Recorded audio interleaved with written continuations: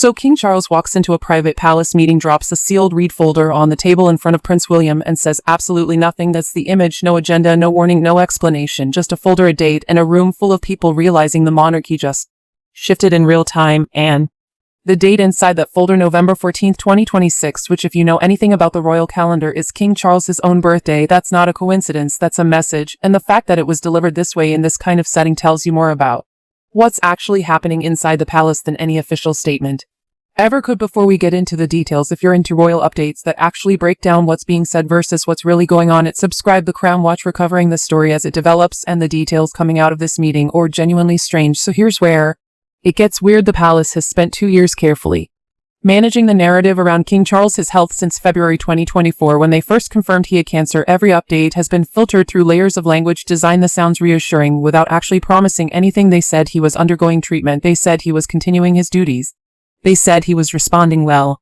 But they never said remission. They never said recovery. And in December 2025, when Charles himself announced he'd be receiving less treatment in the coming year, the palace immediately followed up with a clarification that this was a preventative phase that would be regularly evaluated and reviewed. That's not the language of someone who's cured. That's the language of someone who is managing something ongoing now. According to multiple reports, the meeting itself was called without any of the usual protocols. No private secretary circulated an agenda, and no one was told how long it would last. The people summoned included Prince William, Catherine, Princess of Wales, Queen Camilla, Press San, and a small group of senior advisors with high security clearance. That combination alone tells you this wasn't a routine planning session. You don't gather that specific group in the private council chamber without a reason. And when Charles finally entered, he didn't speak. He placed the folder in front of William, set them, folded his hands, and waited. The silence and the room reportedly lasted only a few seconds before William opened the folder. But according to insiders, those seconds felt deliberate. Charles wanted everyone to understand the weight of what was about to happen, and what happened was the confirmation of a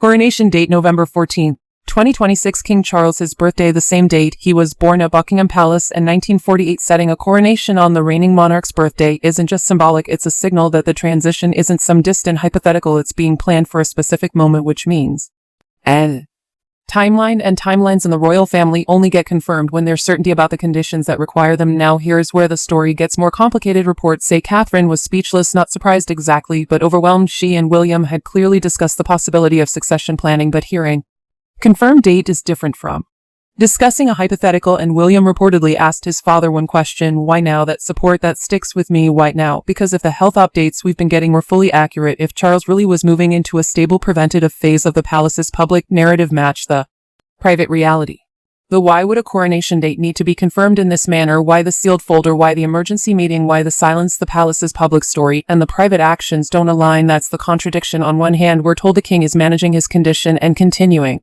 his work on the other half, and we're seeing a sudden dramatic confirmation of William's coronation date delivered in a way that suggests urgency.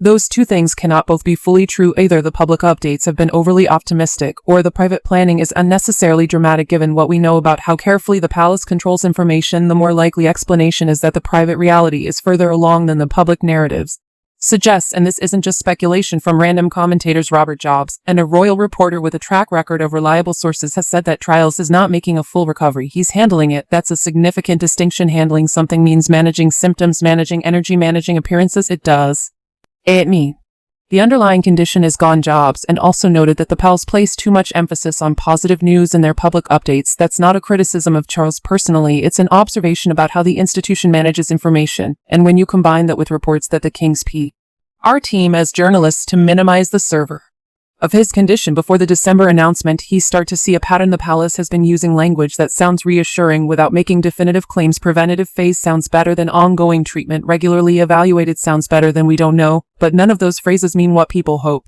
they meant. And the fact that Charles reportedly declined to reduce his schedule despite concerns from his doctors and Queen Camilla tells you something about his mindset. Said he knows that time is limited, is choosing to spend it working. That's his decision, but it also explains why the succession planning has accelerated now. Let's talk about William's role in all of this. Before the meeting even happened, William had reportedly been holding secret gatherings in London to discuss the future of the monarchy. These weren't officially scheduled events. They were private conversations with senior figures about how his reign would function, what his coronation would look like, and what kind of institution he wanted to lead. According to Rob Shooter's reporting, these meetings were significant. William wasn't waiting for permission to start planning. He was already acting. Some insiders have even referred to him as a shadow king, which sounds dramatic, but when you look at the actual behavior, it's not inaccurate. While Charles was Just on public appearances and state visits, William was reportedly handling decisions about palace policy and long-term strategy. Is 43 years old, he spent his entire adult life preparing for this role, and the fact that he's already making decisions about how the monarchy will operate under his leadership tells you he's not waiting for the formal decision. He's already in motion. Catherine's involvement is also notable. Reports indicate she's been actively involved and preparing for William's future coronation, working with senior advisors to ensure everything is ready early. That's not just ceremonial, that's practical planning, and it aligns with the broader pattern of King Charles working to increase her profile in preparation for a potential handover. The 5-year royal duty assigned to William and Kate earlier this year was interpreted by many as a signal that the palace expects the transition to happen sooner than publicly acknowledged. Why would you secure a 5-year commitment if you didn't think the rules would be changing in that period? So you have all these pieces moving at once. The king's health situation is more serious than the public narrative suggests. William is already planning his reign. Catherine is involved in the preparation. A coronation date has been confirmed, and the way it was delivered in a sealed folder with no verbal explanation said, yes, that Charles wanted the moment to carry weight without him having to say the hard part out loud. When William asked why now, Charles didn't answer. He looked down at his hands. According to one insider, the silence was louder than words. That's not a man who has a reassuring explanation, that's a man who knows the answer but doesn't want to say it. And in this context, the answer's probably what everyone in the room already suspected. The timeline is shorter than anyone wanted to admit. Now there's another layer to this that's worth examining. William is not just inheriting a crown, he's inheriting a set of unresolved family problems that have been festering for years. Prince Andrew and Prince Harry, too. Very different situations, but both of them represent challenges that Charles has struggled to handle definitively. With Andrew, the issue is clear: his association with Jeffrey Epstein, his removal from public duties, the loss of his military titles. Charles has taken steps, but according to palace sources, there's been significant pressure to go further. Some people want Andrew completely removed from the line of succession and formally separated from the monarchy. William has reportedly been the advocate for this position. He believes Andrew should have been fully cut off by Charles. Has hesitated. He's balancing the responsibilities of being king with the reality of being Andrew's older brother, and according to one top palace source, Charles has struggled with this. He's concerned about Andrew's feelings in a way that complicates the institutional decision. William doesn't have that hesitation. He's not Andrew's brother, he's his Matthew, and his priority is as the reputation of the monarchy once way and becomes king. The expectation is that he'll make the decisions Charles couldn't. That's not necessarily a criticism of Charles, it's an observation about how family dynamics affect leadership, but it does mean the monarchy will operate differently under William. With Harry, the situation is more emotionally complicated. The rule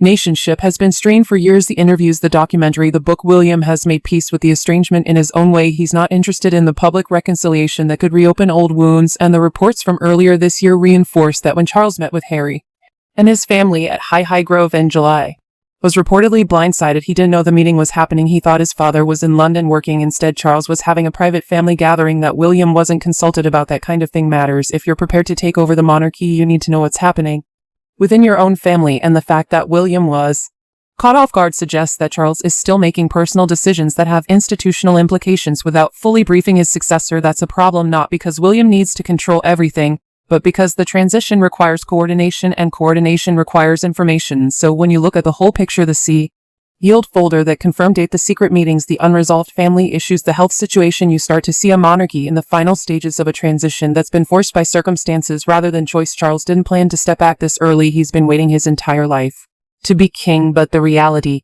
of his health has forced a different timeline, and now he's doing what he can to ensure the handover is as smooth as possible. The question is whether the public will be told the full truth before the transition happens, because right now the story we're getting is carefully edited, positive language, vague reassurances, no definitive answers, but the actions tell a different story. Seal folders, emergency meetings, confirmed dates. Those aren't the actions of a monarchy that expects things to continue as they have been. Those are the actions of a monarchy preparing for change, and that change is coming sooner than most people realize. The date is set November 14, 2026. King Charles, his birthday, the day his son will be crowned. The symbolism is impossible to ignore. A king who spent his entire life waiting for the throne will watch his heir ticket on the anniversary of his own birth. It's not just a succession, that's a handover designed to carry meaning. The room knows, the advisors know, you and Catherine know, and soon the public will know. To the palace walls are silent, but everything inside them is moving, and when the official announcement finally comes, it will be a surprise to anyone who's been paying attention. It'll be a confirmation of what the seal folder already made clear: the monarchy is changing, and William is ready. Whether the rest of us are prepared for it is another question entirely. But let's pause on that question for a moment, because it's bigger than it sounds. The British public has spent 70 years living under one Queen. Elizabeth was the constant, she was the reference point, and even after her death, or monarchy still can carry the weight of her legacy. Charles inherited that weight, but he also inherited an institution that had been shaped around a different kind of reign. His entire kingship has been about transition, whether people wanted to admit it or not, and now that transition is becoming formal, what's interesting is how little the public actually knows about the mechanics of this process. We think of coronations as public spectacles, and they are, but the planning starts years in advance in rooms like the one Charles walked into with that read folder. There are committees, there are protocols, they were legal documents, there were discussions about which world leaders will attend, how the ceremony will be broadcast, what role the Commonwealth of play, and how the religious elements will be handled. None of that gets decided quickly, and none of it gets decided in public. So when we hear that a Dawe has been confirmed, what we're really hearing is that the entire machinery of the monarchy has already been set in motion. The invitations haven't gone out yet, the public hasn't been told, but the does.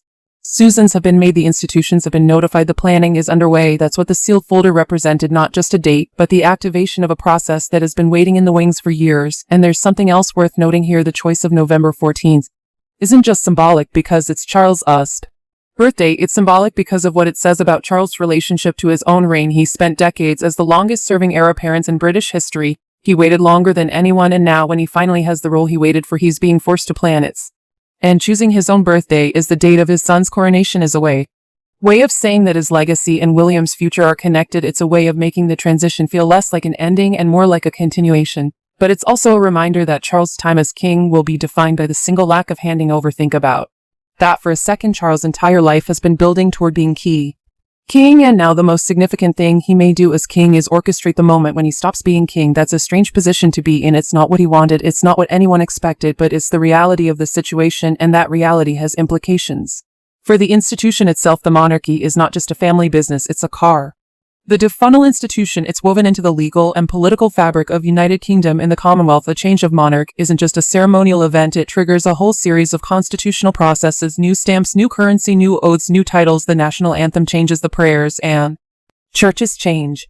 The legal references change. All of that takes time to prepare, and all of it is happening now quietly behind the scenes. So we talk about the transition being sooner than expected. We're not just talking about a date on a calendar, we're talking about a fundamental shift and the way the country operates, and the fact that this is being prepared so far in advance tells you that the palace is trying to avoid chaos. They want the handover to be seamless. They want the public to wake up one day and feel like nothing has changed, even though everything has changed. That's the goal, that's the strategy, and it's a delicate one because the more you prepare in secret, the harder it is to control the narrative when the truth starts to leak, and the truth is already leaking. The reports about the meeting, the reports about William's private gatherings, the reports about the king's health, none of this is accidental. Information moves through the palace in specific ways. It reaches specific journalists. It shapes specifics. So the public narrative is being adjusted in real time, even if the official statements haven't caught up yet. And that's what makes this moment so fascinating. We're watching the gap between the public story and the private reality start to close. It's not closed yet. There's still a lot we don't know, but the outlines are becoming clearer. The direction is becoming obvious. The only question left is how much time remains before the official confirmation. Some reports suggest the announcement could come within months. Others suggest it won't come until closer to the date itself. But the fact that a day has already been set, the decision has been made. The only thing left is the timing of the announcement, and that timing will be dictated by a combination of factors: the king's health, the political calendar, the public mood, and the palace's assessment of when the news will cause the least disruption. But here's the thing about timing, you can't control it forever. Eventually the truth comes out, eventually the public finds out. And when they do, they'll look back at moments like this, the sealed folder, the silence, the unanswered question, and they'll understand what it all meant. They'll see the pattern. They'll see the preparation. They'll see the inevitability and a lot. So see something else. They'll see a king who faced the hardest moment of his life with dignity, not by giving speeches or making announcements, but by sitting in a room with his family and handing his son a folder. That's not weakness, that's strength, that's acceptance, that's leadership, because leadership isn't always about holding on some time. It's about knowing when to let go, and Charles, despite everything, seems to know that he knows the institution is bigger than him. He knows the future belongs to William, and he knows that the best that he can do now is make sure that future is ready. So when November 14th, 2026 finally arrives and the round is placed on William's head, it will be a sudden event. It will be the combination of everything that's been happening in rooms like the one where the red folder was opened. It will be the end of one story in the beginning of another, and the silence that Charles brought into that room will finally be broken by the sound of an abbey full of people proclaiming a new king. The monarchy will continue, it always does, but it will continue in a different form under a different leader with a different set of challenges. And the people who were in that room, the ones who saw the folder open, will remember that moment as the point when everything changed, not in public, not in front of cameras, but in private, in silence, where the Father passing something to his son and saying nothing at all. That's the image, that's the story, and that's the truth hiding behind all the carefully worded statements and the vague reassurances. The transition is real, the date is set, and the monarchy is already moving forward whether the rest of us are ready or not.